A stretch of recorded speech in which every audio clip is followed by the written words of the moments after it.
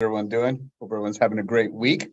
Thank you for joining us on Hispanic Stars in Tech, our 2022 series. My name is Jesse Martinez. I'm the founder of Latinx Startup Alliance and also your host today. This is our weekly series that we've been running to really bring to you some of the tools, resources, and people that are helping support our Latino founders, entrepreneurs, also talent, and being able to let you learn about what's available as well as connect you with some of these resources so that you can build some long-term relationships. We also want to thank our dear friends, We're All Human and the Hispanic Star, Claudia and her amazing team, again, for allowing us to run this series for you. We've been doing this since 2020, and so thank you for joining us on this journey. Today, I'm excited to host a new friend, and so I'm looking forward to welcoming Richard Velasquez from Mooch. Richard, how you doing today? Doing great, doing great. Yeah, well, we have a lot to talk about, and I know you're enjoying some nice weather in Southern California. How's Yes, sir. LA Tech Week treating you?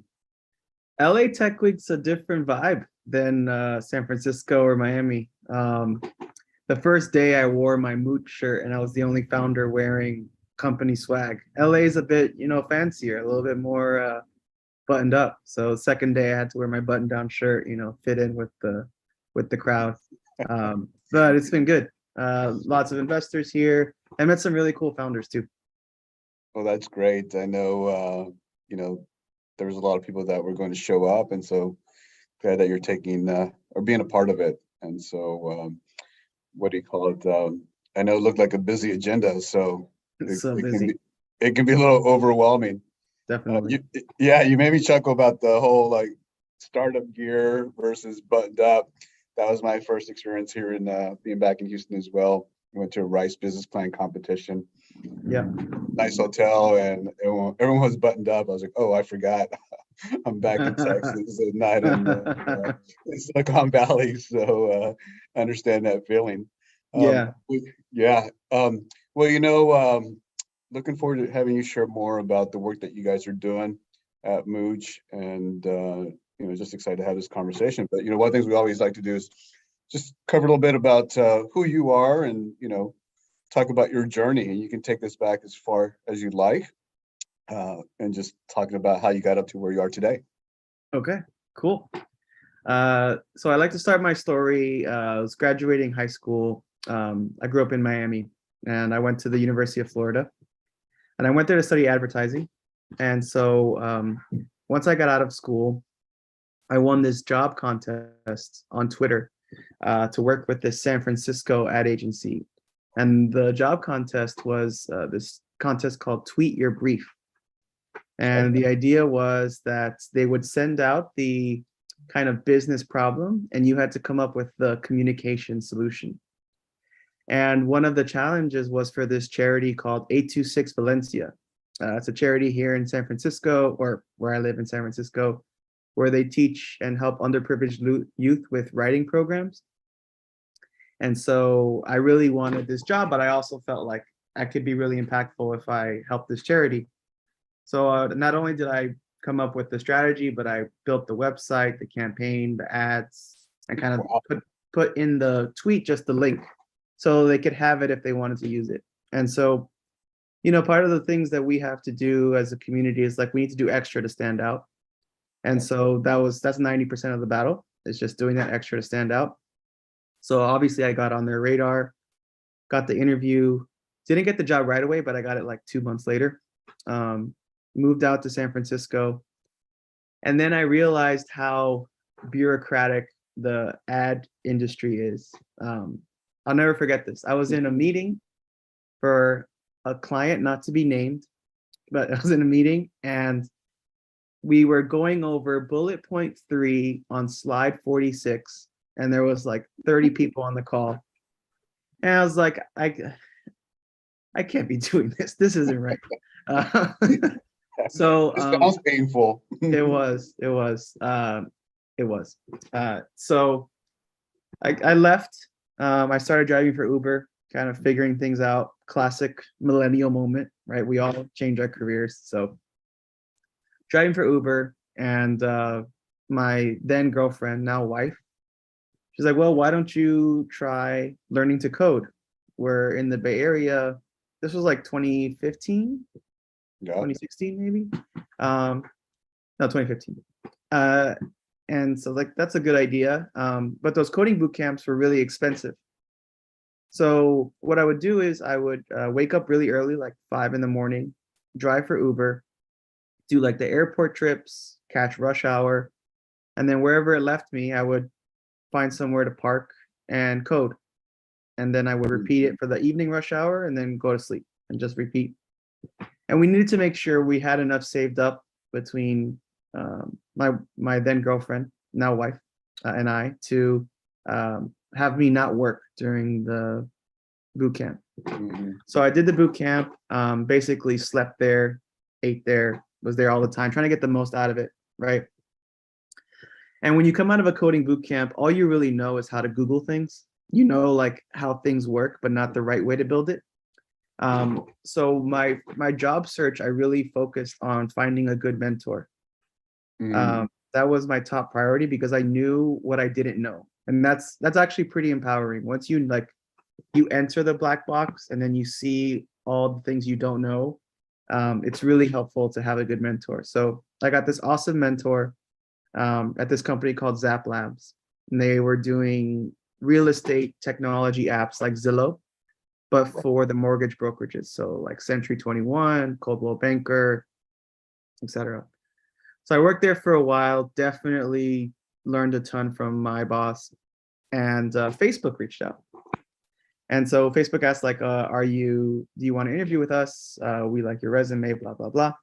And I said, no, I'm not ready for a Facebook interview. Plus, I was marrying that girlfriend. So we were like wedding planning mode. But I told them I need a few months to practice. So that's what I did. For those of you that don't know, a big tech interview is very demanding and challenging. You have to practice your algorithms and data structures and kind of be ready to be grilled by engineers on tech. And so I practiced. I kind of did the same thing with Uber. I'd wake up before work, about 2-3 hours before work, and study, go to work, and then study after work. And that day at Facebook was extremely nerve-wracking. I remember I had like butterflies in my stomach, and I called my best friend, and I was like, dude, I don't know if I can do this. I didn't know how to code 6 months ago or 9 months ago, and now I'm interviewing at Facebook. But he talked me off the ledge. I was like at a Starbucks panicking. And he talked me off the ledge. He's like, dude, you got this. You have like the trajectories, right? We believe in you. Go do it. So I did it. I think honestly, I barely passed the interview, but that's all you need is just barely. That win. So I got the job and then got married. And 2 weeks later, I was working at Facebook. And so that's awesome. I started working there. And, it was like all these really prestigious graduates, Yale and Harvard, and nothing against University of Florida, but it's no Harvard, right? And so it was very intimidating, but the one advantage that I did have is I knew ads. I knew ads better than the engineers working in ads because I'd been working in it from the business side. And so I decided to join the ads team, and that was my little advantage, is that I could use that knowledge to make the product better than what they knew how to do. And so worked there for 3.5 years, got promoted 3 times, was a tech lead by the time I was leaving. And the great thing about working at those big tech companies is you learn so much from osmosis. Just like being around other engineers, you're working on multi-million, sometimes even billion-dollar products, and the metric tracking and measuring and analyzing. You even learn like data science skills, all these things that became really valuable when I started Mooch. And so I had this idea for Mooch when my wife and I, we'd gotten married and we were trying to merge our finances and budget. And I'll never forget, I was using mint.com, and I had just learned about this envelope budgeting method, and I wanted to do it, but with technology. And so I was using mint.com, and I'll never forget, I wanted to make an envelope or like a savings goal for each of my bills and expenses. And this yellow box with black text popped up, and it said, for each saving goal you create, you must open a new account with your bank. And that just threw me over a ledge. I was like, why? This is just accounting. You don't need this. Some lazy engineer basically inspired me to start this company. So at first I was just building a budgeting app. There was no crypto side of it or anything. It was just an app that automatically moved your money around so you could save and stay on track. Right. And then I had coffee with a friend of mine who worked in crypto. He works for a DAO called MakerDAO. They make one of the stable coins that hasn't crashed yet. So one of the good ones. And he talked me through. I was telling him about my app, and he's like, "Oh man, you should actually automatically invest the money using like crypto yield instead of just having it sitting there earning nothing." And I was like, I don't know, like I don't trust this crypto thing. There's no way you're gonna convince me to put my money in there. And he said, I'll never forget this. He said, "Yes, I am. And I'm not leaving this coffee shop until I convince you that you should do it." Because we're both engineers. We know we can talk like all the way deep down to technical concepts, or all the way up to macroeconomic concepts. And so he sat there, he like drew diagrams on napkins, and like we got kicked out of the coffee shop, but he had convinced me. And so I realized, okay, this could actually be a really exciting app. It could actually be a bank, right? We would set aside your money, earn you some interest while you budget, and then use that to kind of build your financial house.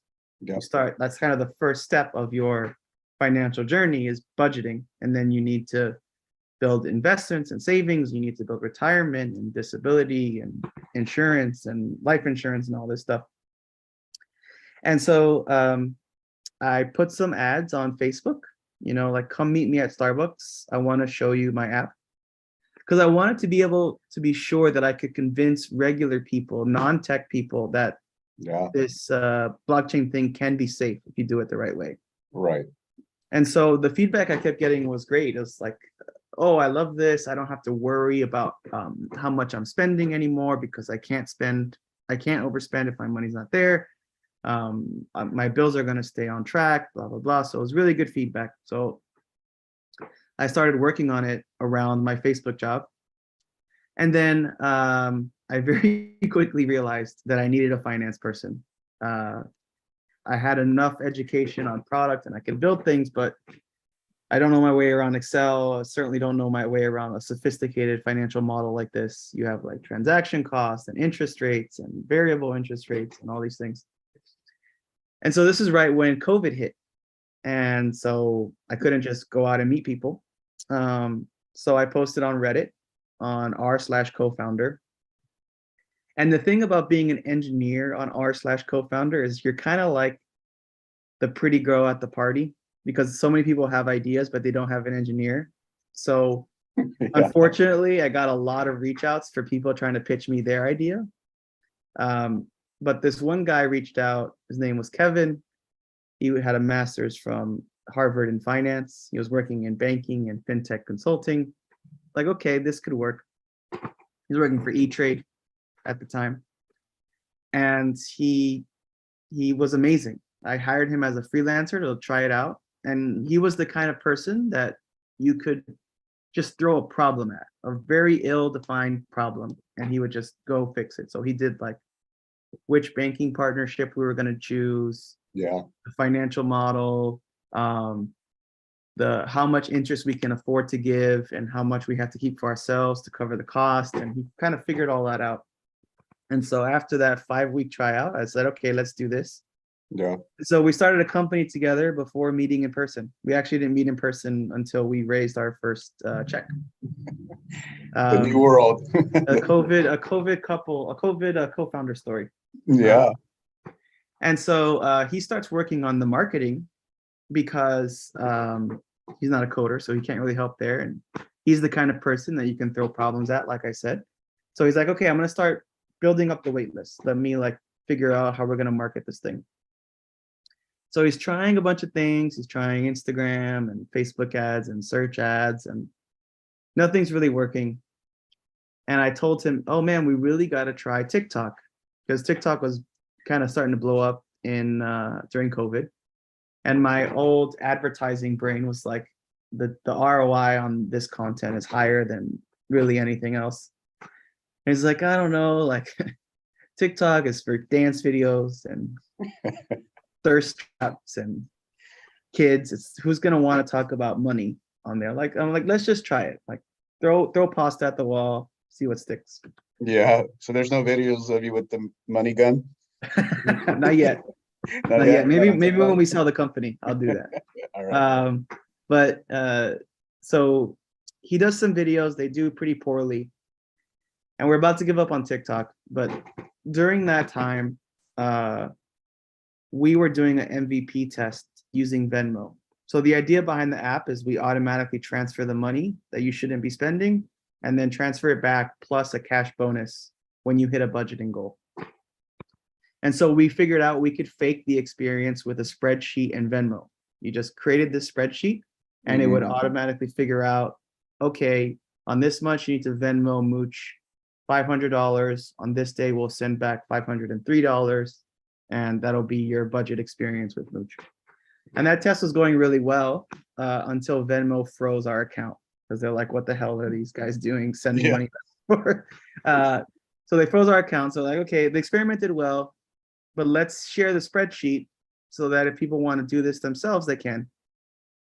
So he posts a video about that spreadsheet on TikTok, and it goes absolutely viral. We got like 90,000 views in the first couple days of that video. People asking for a copy of the spreadsheet. This is great. Can I have a copy? Can I have a copy? And we kind of hit two birds with one stone with that video. We got some more validation on the products because people wanted to budget in this way. And then we figured out TikTok. We needed to make relatable, real world example content and share that content on TikTok so that's understandable and easy to use. And from there, the TikTok account just blew up. We got to 50,000 followers. That got us on the radar of the UC Berkeley Blockchain Accelerator, which got us on the radar of some investors. And we raised some money in October of last year, raised about $1.5 million. It's awesome. Congrats. Yeah. And then we launched in January, and now we're a team of 6. I stole a couple people from Facebook to come join us. And we have some really awesome team members as well that we've hired just through networking and meeting people. And yeah, and now, you know, we're in the App Store. We're still in a wait list mode, but for the people that we have let in, they're budgeting with us. We have really sticky budgeting app as well. It's working.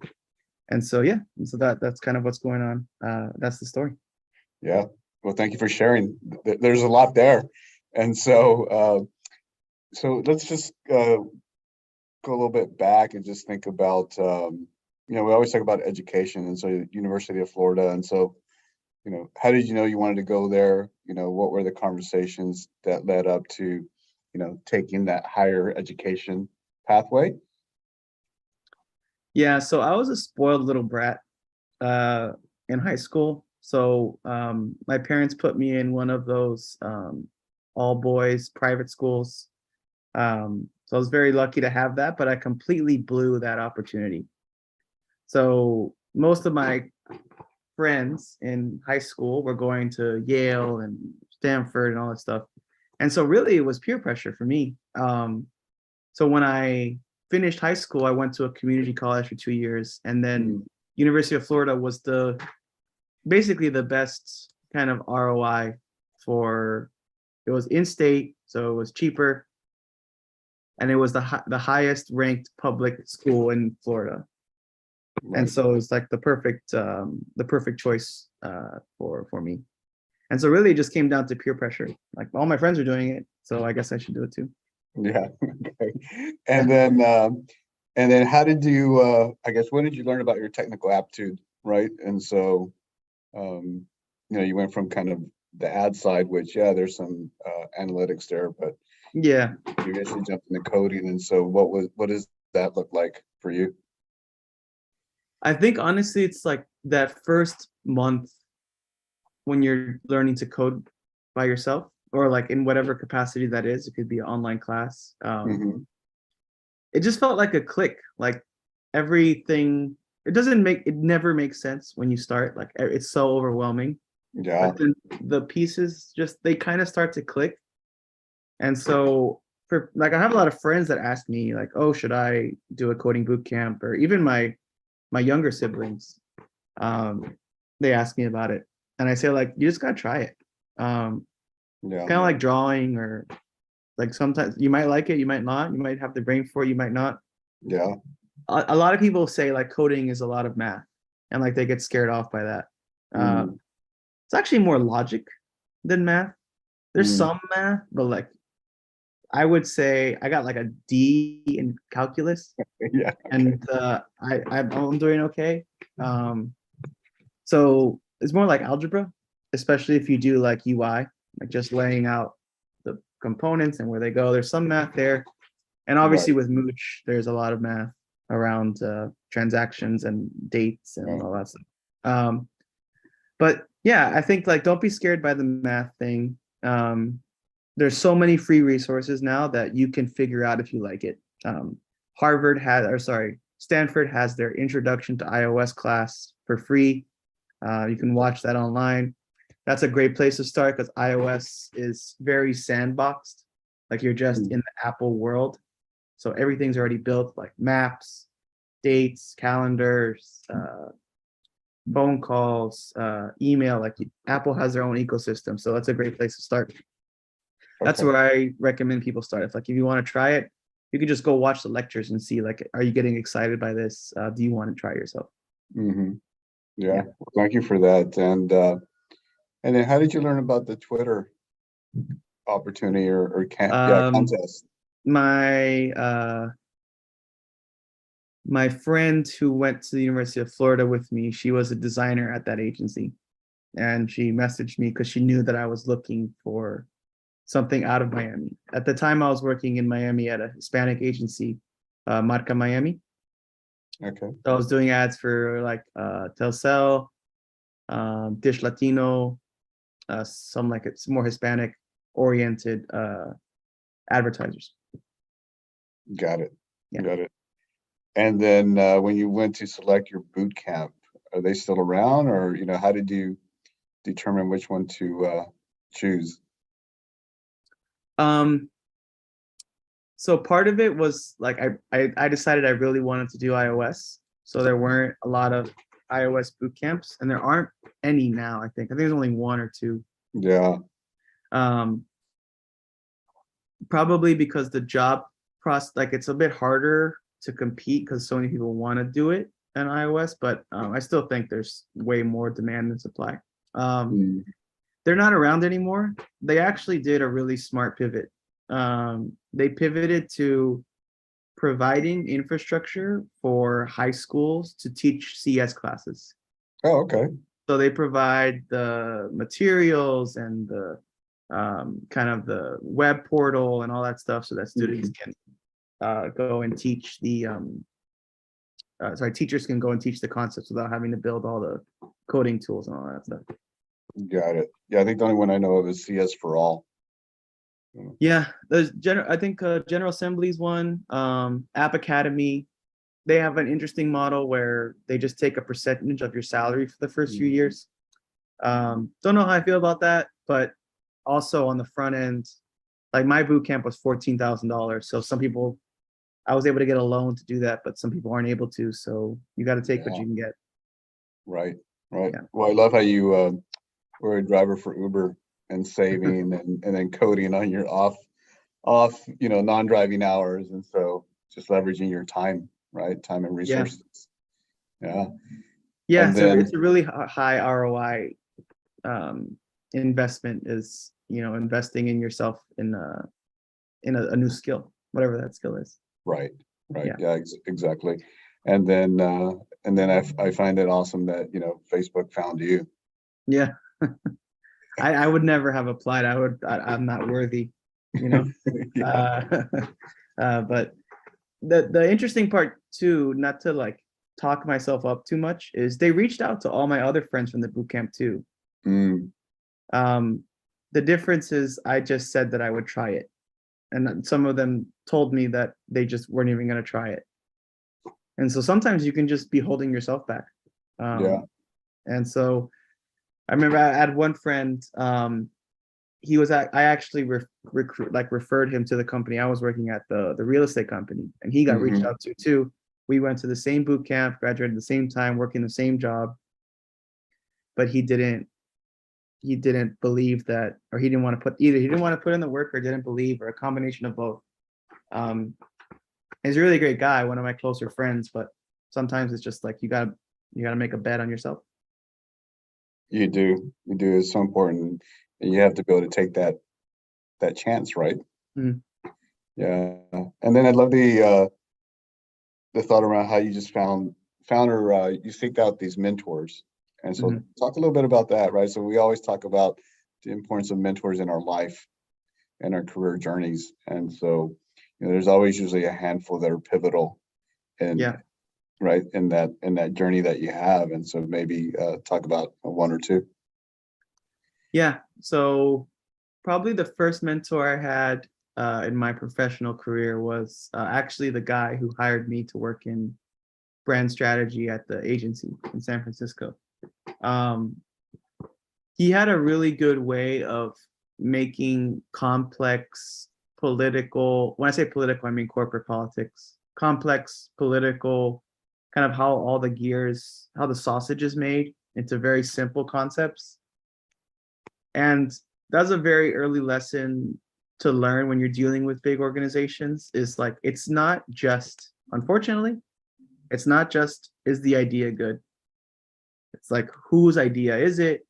And did you get buy-in from the person who has to sell the idea?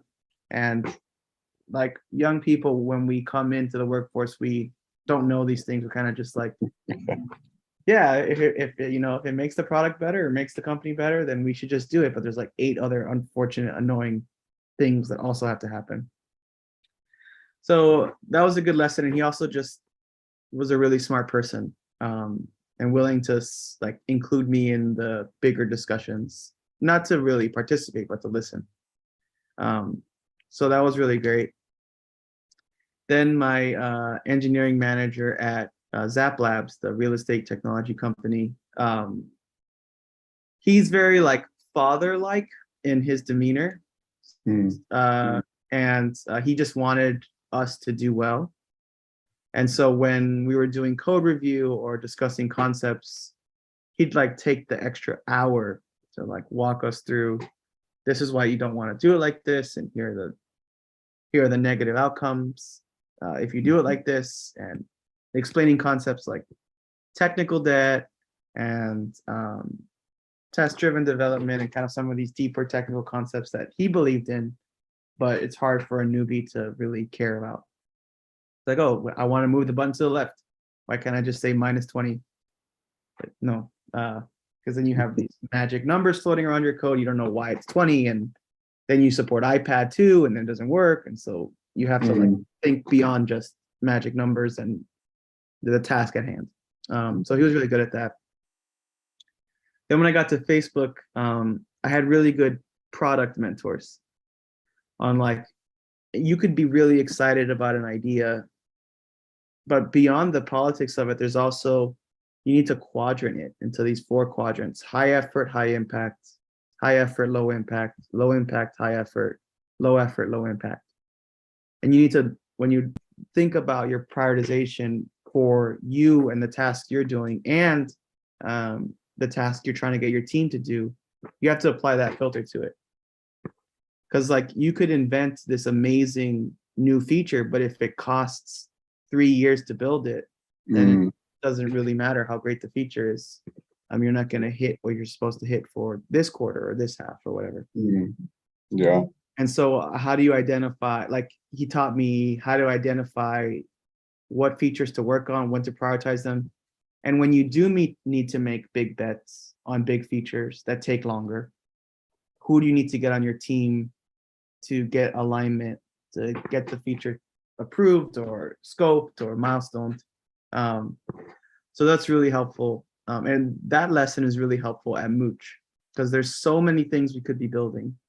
Right. We could be building credit. We could be building paying your bills from your envelopes. We could be building swap crypto. We could be building so many things. But if you don't like stay focused on the metrics that matter the most, Mm-hmm. you can totally get lost and like not build anything, or take too long to build something and then realize it won't work. Yeah. And then you run out of money. You run out of money. You run out of money. And so what do you call that quadrant? I think I've seen it, but I never actually got an official name for it. We would at Facebook we just call it like high effort, high impact, or high effort, low impact, or yeah, I like that. yeah. Yeah. Yeah, especially the visual aspect of it. Yeah, one of the engineers, she like sat down with me and like drew the chart and like actually took my current task list and like plotted it so I could go through the exercise. Yeah. So she was a good mentor too. Yeah. Well, thank you for sharing on that. And so how long were you at Facebook? About 3.5 years. Okay. Mhm. Yeah, I was thinking about a few things as you were talking about these experiences. The one that I didn't understand as a younger kid was, Jesse, you got to pick your battles. Oh yeah. And so, right. And so I had flashbacks to that as you were talking about advice. And so, yeah. Oh, I have a good I have a Go good story about that actually. I'll make it quick. So when I first joined the Facebook ads team, I had this idea for a feature. Basically, they were trying to figure out like, did people like the ad they just clicked or not? And like, there's no way to tell that without asking them. So that current solution was they would just like survey one out of every like 2,000 ad clicks and then ask them, and then they'd use that to figure out ad data model ranking stuff. So I had this idea that was like, what if we, when you return from an ad, like you click on it, you go out to the website, you come back to Facebook, underneath the post, we just show like, do you want to save this ad for later, or do you want to hide this ad? Yeah. And that was like my first 2 weeks at Facebook. And I didn't know what the hell I was doing for like presenting the idea or whatever. So I just kept getting shot down over and over and over and over. And people saying that's not going to work, or they're not going to click it or whatever. And finally, when I got to the point that I was a tech lead, I was like, we're trying this damn thing. I now have the power. We're going to do it. And I knew the stakeholders I had to get involved. I knew the like ways to navigate to get the feature approved. And it got approved for testing. It did really, really well. And that was right when I was leaving for Mooch. So I didn't get to see it to the finish line, but the PM of that project, he messaged me on LinkedIn like 3 weeks ago. And he said, your feature just got launched on Facebook and Instagram, and it's the most impactful ad feature we've launched since Save Ad or something like that. And so it was like, the idea was there the whole time, but I had to build all the skills to actually be able to sell it through the pipeline. So now if you click on a Facebook ad and you come back and you see a little pop-up, that was me. Wow. All right. Yeah. I'm gonna have to do it after this call. Sorry about that. Yeah. No worries. No worries. It's like, oh, hey, I made a little mark in history here. Yeah. Yeah. And so talk a little bit about I guess fundraising, right, as a founder. Yeah, it's how's that been? It's all consuming. The fact of the matter is most, at least the founders that I know, they're builders. Like they want to just build their thing. And once you raise capital, there comes a point where you're no longer in charge of your baby anymore. That before, when it was just me and my co-founder, if there was a feature, and we needed it to be built, I would build it, and I know exactly how it works, and I know I'd do it the right way, and like everything would be great, and there'd be no like issues with how it was built. But then you hire people, and you're spending more time fundraising and managing those people, and maybe even those people have other people that they work with, and you're also helping manage them. And your baby goes off to kindergarten now, and there's a teacher, and now the teacher is taking care of them, and they're kind of managing it, and you're just working with the teacher. And so that can be really stressful and scary and hard to manage, because another engineer or another person might have done things perfectly well, but it's just not the way you would have done it. Yeah. And then so that becomes a problem. But you're the only one who has the passion and the understanding of the full vision to sell the business, as in sell it to investors. So you can't really outsource that. It's like it has to be the founder. Yeah. No investor is going to want to talk to some, head of fundraising person. They want to hear it from the founder's mouth. And so what you end up doing is you're selling your ideas both ways. You're selling it to investors, and then you're selling it to your team. And you're trying to make those two things align, so that you know what you need to fundraise and what story you need to be able to tell. And then you need to convince your team that this is the right direction to go, either feature-wise or strategy-wise, or whatever that is. Yeah. There's getting that buy-in, right? And so Yeah. always Yeah, getting you that- got to get buy-in from investors. Like any investor meeting, somebody told me some good advice. Any investor meeting is like, you need to get them from a I don't care to a hell yes.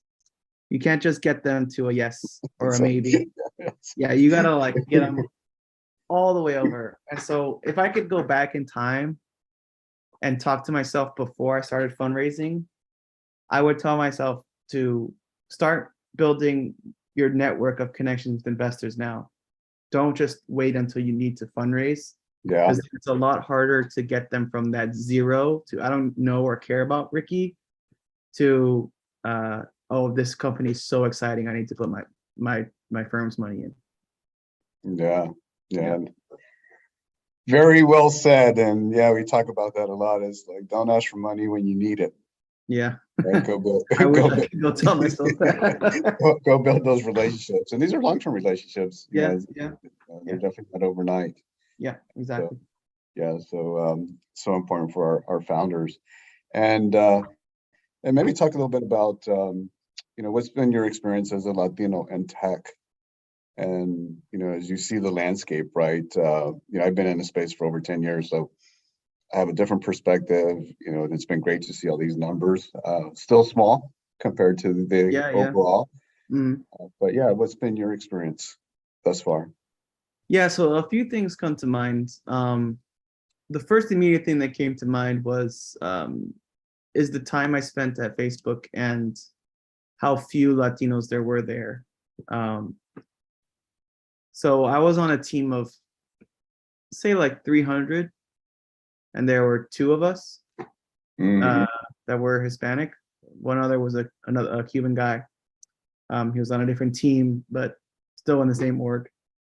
And so sometimes you play the token Hispanic role, and there's pros and cons to that. I built really good relationships with my managers to talk about these things. Yeah. So that was on one front. The other front is at Facebook, I was on the diversity recruiting team. At Facebook, you have to have people impact as well as product impact. So you either have to do like interviewing or set up team lunches or do something like culture impact wise. So what I chose to do is I worked with the diversity recruiting team. And I would go to different colleges, either historically Black colleges or Hispanic serving institutions, and like try to help prep these people for the like big tech interviews. Right. So we would do like mock interviews, hackathons,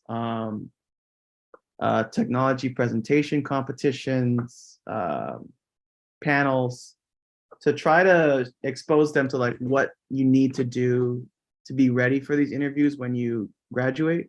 Because the fact of the matter is, like, the big tech companies, they want, like, they're at least they're putting money into diversity kind of and inclusion packages. The fact is that there's just not enough Hispanic and Black engineers that can pass the interview. It's a really difficult interview. And so, and the problem with that is we don't get exposed to tech or coding on maybe their freshman year, sophomore year of college. Right. Whereas, like, Palo Alto kid, got his first coding class and when he was 10 years old or whatever. And they have more access to technology, right? They maybe got their first laptop sooner, and there's like the poverty issue there as well, like just wealth inequality and all this stuff. So you just get less exposure to it. And so that's one other thing that comes to mind is like there's a pipeline problem. And so what I was trying to do is, because I had quote unquote made it to big tech, how could I bring more people in as best I could? So I would, go talk to those kids, sit down with them, go over their like confusions around different algorithms or data structures or how to prep for the interviews and that stuff. Those are kind of some of the things that come to mind. The bottleneck problem. And we, like, whenever we make it to these roles, we need to just bring more people in, and that's how we can make the dominoes start to fall. Right. Yeah, well, thank you for doing that and giving back. And we still have a lot of work to do. Definitely. But through these conversations and also finding like others, right, that want to support that next generation of youth, and tech. And so again, we've come some way, but we still have a long way to go when we think about our numbers.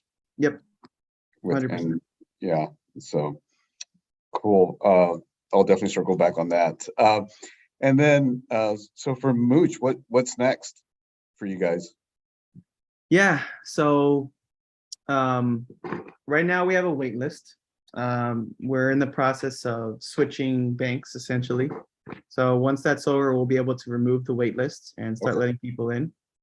Our number one negative review on the App Store is that I've been on the wait list for too long. So we're really trying to get rid of that wait list. On the product side, we're working on a couple exciting things. I just, maybe a month ago, I reached out to the last 200 Moochers to quit the app. And I texted them and was like, hey, can we hop on the phone? I'm the founder of Mooch. I just want to learn what happened and how we can make it better. And the line we kept hearing from them is, oh, I'm going to come back. It's just I had an urgent need or situation. I need to pull cash out. And kept hearing that. And so I synced with the product team and we adjusted the roadmap to be way more focused on basically shit happens. And like, instead of making it, you don't get any bonus if you withdraw early, or you can't skip individual transactions, or you can't edit envelopes. Everything is very rigid. It's to make the app more customizable and more adjustable to real life. So we're really focused on features like extend deadline for an envelope, skip transaction, custom withdrawal flows where, let's say the water heater just broke, you need $900. Which envelope are you going to pull from? How are we going to adjust your budget? So that instead of the option being, I need cash, Mooch has my cash, I'm going to take it out. It's, I need cash, Mooch is going to help me figure out a plan. That's great. So that's what we're working on right now. And then we have another exciting feature coming where we're going to start letting you choose how you get your rewards. So currently you can only get your rewards in cash. But we're working on a program where you can choose your own bonus and you can get your reward in Bitcoin or the Mooch lottery tickets or Ethereum or cash, or put it in a savings account. So we're working on ways to help you kind of either get more excited by your reward because maybe you want crypto or you just want to enter a sweepstakes. We're also looking at maybe like you can buy stocks with your rewards. Like, so like Mm. get some Coca-Cola stock or get some Yeah. whatever Tesla stock, and start like just building different assets in your portfolio, even if it's small. And the idea here is like, just like people want customization with their budget in real life, they also want customization in their rewards.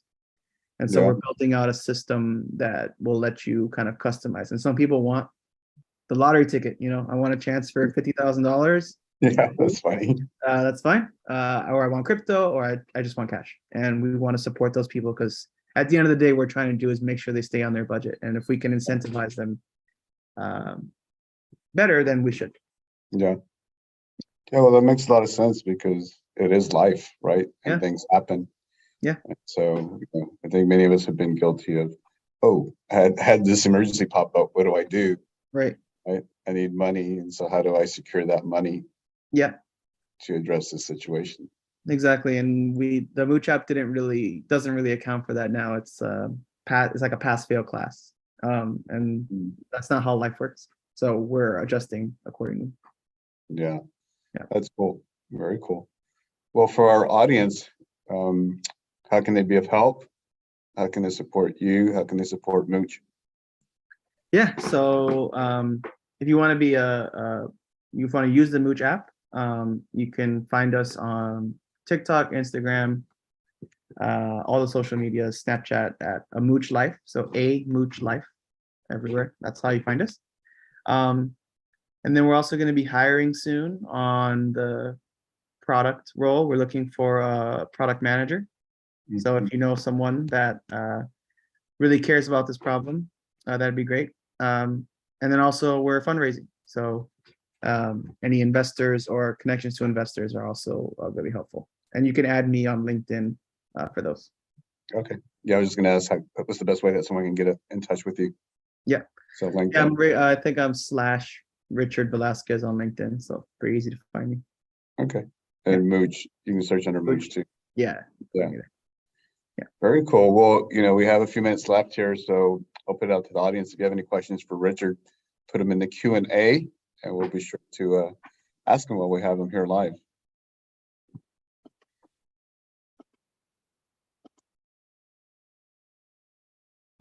As we see if anything comes in, I guess what's been one of the top questions from investors, right? Because you have Web3 sophisticated investors, and then you have the newbies, right? And so again, wide spectrum in this scenario. And so number one question is how do you earn the bonuses? And it's a combination of FDIC insured savings and DeFi. Right now, we're mostly doing FDIC insured savings, but we're going to be diversifying through our banking partner to also provide DeFi yield so we can raise the interest rates for the bonuses. So that's definitely number one. It's just like a logistics question. I think the real business question we get is how do you differentiate and compete with other budgeting apps?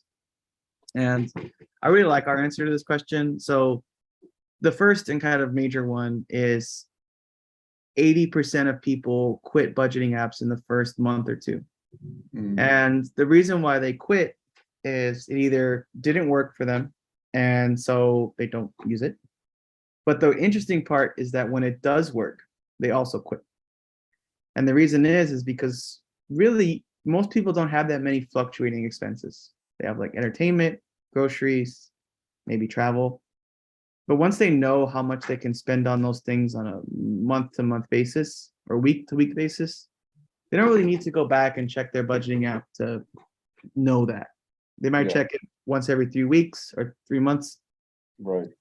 So we interviewed a bunch of them and they said, yeah, so I just end up using spreadsheets. And so the problem with these budgeting apps is they're not building for you. They're just tracking for you. And tracking doesn't have any incentive to stay once you do it well. So that's a big differentiator. And then the second is we just have we've figured out this formula on making content that no one else has. If you add up our top 5 competitors and add up all their social media followers, we have 2 times more than that number. Like, it is insane how much traction we're getting, and we've figured out this formula. And this isn't something that you can just throw money at. Like, one of those top 5 competitors is Mint, and they can't figure it out. So this isn't something as simple as just, oh, throw more money at it, get more eyeballs. We're crushing them on that front. And so we have a very sticky budgeting app, where our churn is in the 30% 30-day, whereas most budgeting apps are 80-70% 7-day. Wow. And then we have this massive following. And so once we finish this banking migration, we want to just kind of open up the floodgates and let it go. So that's kind of the most common question and how I answer it. Well, thanks for that. A question from Marcos here. Thanks, Marcos, for your question. I said, what was the hardest part of starting Mooch? And what was the most fun part so far? The hardest part was getting the first investor, the first real investor, not just a friend and family. Getting them to the point, like convincing an investor when you've never done that before, requires so much diligence and just things you're not prepared for. And you really need validation for other investors to follow on. So that was a big one. The second one is, I'd say the hours, like the work. It's all consuming. It's put a strain on my relationship with friends and family and my wife. Like, you gotta kind of have a good support system to do it, or be ready to abandon that support system. Luckily for me, I have an incredibly strong support system. And so you need to set up rules and guidelines and for yourself to focus on the relationships that you want to preserve. And you're going to drop some stuff. It's going to happen. Yeah. Yeah, that's the reality of it. That's the reality. There's no way to cookie coat that, or whatever the expression is. Yeah. That's how it is. And then what's been the most fun? Oh, definitely. I've actually really liked building out the analytics platforms. I didn't think I'd like data science so much, but now that I know the full system, it's actually been really fun to see, like, we have this product metric problem. I know exactly how to analyze it. And then I also get to choose how we're going to fix it and then build the feature and then see the number change. That's really exciting. And then the human impact piece for our app, like people telling us, I wouldn't have paid my rent on time if it wasn't for you. That's really rewarding to hear people say things like that. So right, that's fun. Cool. All right. Well, we have time for one more. If anyone has that final question, if that, we'll wrap up. We know Richard's a little quite busy there, being in Southern California on the beach. So, yeah. All right. Well, I think we have some shy people today, but so Richard, definitely as one proud Hispanic star to another, we want to thank you for your time. Thank you. Insights, for sharing your part of your story and your journey today, and giving some words of wisdom. And we look forward to hosting you again and seeing what the updates are. Sounds good. Yeah, and so on behalf of We're All Human Hispanic Star, we also want to thank the team as well for allowing us to bring this series to our audiences on a weekly basis and ensuring that people are learning about the tools and resources and building the relationships to help them on their tech journey, whether as a founder or as a career in tech. So thank you again. And then for those that want to learn more about the Hispanic Star, please log on to hispanicstar.org. If you haven't done it yet, make sure you download the Hispanic Star Hispanic Heritage Month Toolkit. That's online, free for you to use. And then stay tuned for some events across the U.S. And then lastly, for Latinx Startup Alliance, stay tuned for our Tejano Tech Summit our first one here in Houston, taking place in October 14th and 15th, here at the Ion, which is what you see behind me, at our new headquarters. And so we welcome you to join us. And so wait for some more information to be coming out soon around that. And so, Richard, thanks again. Good luck with your meetings in SoCal. Yeah, enjoy the sun and apply on the warm weather for us. I will. All right. Talk to you later. Take care. Thanks, guys. Bye. Bye.